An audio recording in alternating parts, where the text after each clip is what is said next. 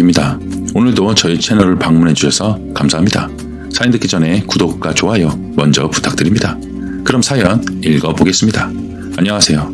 가끔씩 속상한 일이 있을 때마다 유튜브 들어와서 세상 사는 얘기들 과정 보면서 나만 속상한 게 아니구나 하고 나름대로 위안 삼고 했었습니다. 최근에 또다시 속상한 일이 생겨서 이번엔 여러분들의 의견이 어떤지 제가 너무 이기적인 생각을 하는 건지 판단받고 싶어 질문 올립니다. 저랑 저희 신랑은 외국에 살고 있고요. 외국에서 혼인신고한 지는 6년 정도 됐으며 한국에서의 결혼식은 작년 11월에 해서 한국에서 정식 부부가 되었습니다. 시댁 친정 부모님 모두 한국에 계십니다. 6년 동안 지병을 알아오셨던 시어머님께서 작년 7월에 돌아가셨습니다. 상을 치르고 홀로 남겨지신 시아버님과 시간을 같이 보내고 돌아오는 게 도리일 것 같아 신랑 저 모두 일도 하지 못하고 무급 휴가로 3주 동안 한국에서 시간을 보내고 왔습니다. 거기다 어머님 병원비도 많이 나왔던지라 병원비 일부 저희 신랑이 내고 출국 전에 아버님 용돈 하시라고 100만 원 용돈 드리고 왔습니다. 외국에서 살아서 자주 뵙지 못해 죄송한 마음에 이번 시어머님 상으로 인한 지출이 어마어마하게 많았지만 어머님 일은 남편 마음 쓰이지 않게 하고 싶어서 별말 없이 시댁에 보탬이 될 수 있을 만큼 보태주고 다시 입국했습니다. 한국으로 가는 비행기 경비, 병원비, 아버님 용돈, 3주 동안 근무 못함으로 인한 무수입 이런 걸 따지면 2월은 거의 1,000만 원 정도가 마이너스였습니다. 그래도 자식된 도리로서 어쩔 수 없는 경비였으니 앞으로 또 열심히 벌고 좀 더 아껴 쓰면서 차곡차곡 모아야지 긍정적으로 생각하려고 했습니다. 그런데 어느 날 신랑이 아버님이 어머님이랑 살던 전셋집에서 더 사시는 게 힘드실 것 같다고 이사를 하시기로 결정하셨다고 얘기를 하네요. 충분히 그 마음 이해합니다. 지금껏 사셨던 집에선 계속 어머님 생각나실 테니 이사하는 건 적극 찬성입니다. 살아생전 어머님께서 본인 집 하나 가지지 못한 게 한이셨다고 죽은 사람 소원 들어주게 이번에 집을 사서 갔으면 하신다고 하시네요. 물론 형편이 되면 그것도 찬성입니다. 외국에 살아 잘은 모르지만 요즘 한국 전셋값이랑 매매값이 많이 차이 나지 않는다고 얘기를 들었습니다. 그건 좋은데 집을 사기 위해 대출을 받아야 하는데 아버님 연세 있으신데 갚아 나가기 힘드시니 그걸 세 남매가 나눠서 보태주자고 결론이 났다고 합니다. 상의한 결과 한 달에 30만 원씩 보태드린다고 합니다. 물론 한 달에 30만 원이 아주 큰 돈은 아니니 저희 생활비 조금 더 아껴서 보내드릴 수는 있습니다. 그럼 저희 친정 부모님은요? 저희 친정 부모님께는 용돈 한 푼 안 드리고 있는데 시댁에만 30만 원씩 보내야 할까요? 저희 친정 부모님께서 용돈을 드려도 우리 집 장만하고 안정되게 살 때까지 돈 보내지 말라고 하십니다. 저희 빨리 자리 잡고 사는 모습 보는 게 더 좋다고 하네요. 시댁에만 30만 원씩 보내려니 저희 부모님께 죄송하고 양쪽 30만 원씩 보내려니 한 달에 60만 원 지출이 너무 크네요. 지금껏 신랑이 시댁에 매달 20만 원씩 계속 용돈을 드리고 있었습니다. 그 정도 금액은 저희 형편에서 많이 부담되지 않으니 흔쾌히 허락해서 별말 하지 않았었고요. 그런데 10만 원 차이인데 30만 원은 너무 부담이 되는 겁니다. 시댁에 20만 원 용돈 드릴 땐 친정에 용돈 드리지 못해도 나중에 더 잘된 마음에 보답한다는 마음으로 별로 마음에 쓰이지 않았는데 30만 원 매달 꼬박 드려야 한다고 하니 저희 부모님도 생각이 나네요. 그래서 신랑한테 조심스레 제안했습니다. 우리 형편에 30만 원은 힘들고 아가씨네들도 매달 30만 원씩 부담이 될 수 있을 테니 그 비용을 20만 원으로 조절해서 아버님 도와드리는 게 어떻겠냐고요. 그랬더니만 대뜸 큰 아가씨가 신랑한테 30만 원 못할 거면 아버님 모시고 살아. 새언니는 왜 그런데? 이렇게 버럭 화냈다고 하네요. 물론 지금 홀로 되신 아버님 좀 더 편안히 사셨으면 하는 자식 마음일 거고 특히 최근에 어머님 여의였기 때문에 살아계신 아버님께라도 더 잘하고 싶은 마음인 거 압니다.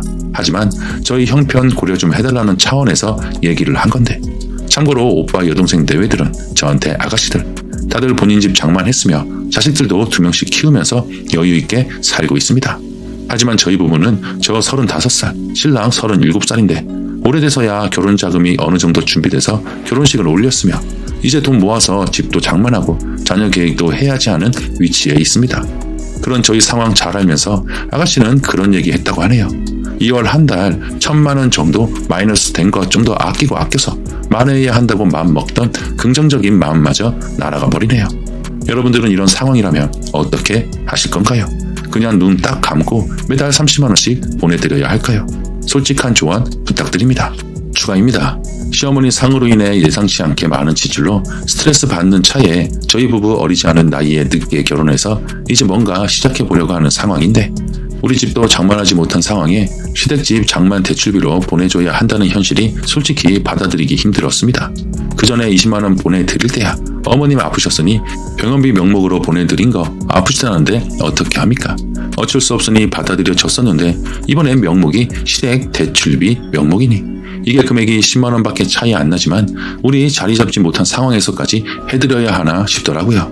대출비 명목 매달 30만원 외에 생신, 명절, 제사 등등 행사 때 또 엑스트라 용돈 및 행사비 들어갈 텐데 벌써 부담이더라고요. 저희 친정 부모님도 현재 아파트 대출금 갚아 나가시며 살고 계십니다. 저 어릴 때 아주 부유하진 않았지만 넉넉하게 사시다가 10년 전부터 아빠 하시던 사업이 조금 어려워져서 집 팔고 5년 정도 전세로 사셨습니다.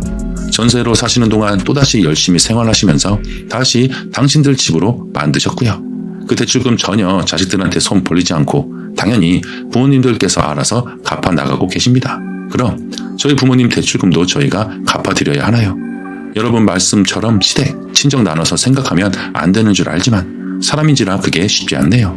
그리고 제가 시댁에 아무런 도움을 주지 않고 이런 질책을 받으면 질책받아 마땅하지만 나름 상치르는 동안 정신적, 물질적으로 시댁에 도움이 되려고 아버님과 같이 시간도 보내드리고 왔고 병원비 보탬에 용돈까지 챙겨드렸는데 병원비 용돈 드릴 때는 아들이 최고다, 오빠가 최고다 이랬던 시누이가 갑자기 30만원 못할 거면 모시고 살라고 해 하면서 화냈다고 하니 제가 아무것도 안 한다고 한 것도 아닌데 그런 말을 들으니 억울하기도 했고요. 아무튼 돈 몇 푼에 이런 고민을 하는 저 자신이 한심하기도 하면서 이 현실이 서글프네요.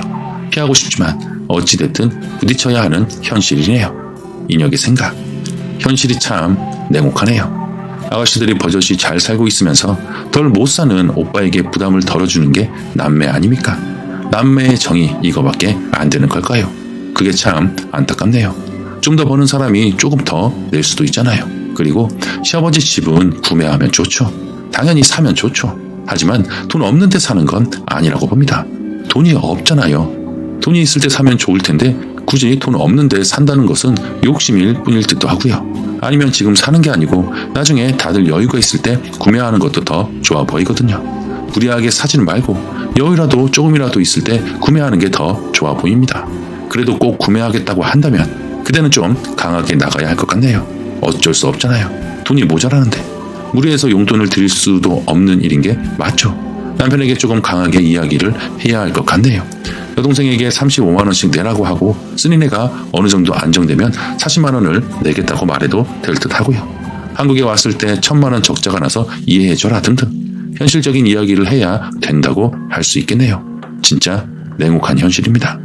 만약 여러분이 쓴이의 상황이라면 어떻게 하시겠습니까? 여러분의 소중한 의견 댓글로 남겨주시면 감사하겠습니다. 이번 사연은 여기서 마치겠습니다. 다음에 업로드되는 사연도 많은 시청 부탁드립니다. 지금까지 사연을 읽어주는 남자 인혁이었습니다. 끝까지 시청해주셔서 감사합니다.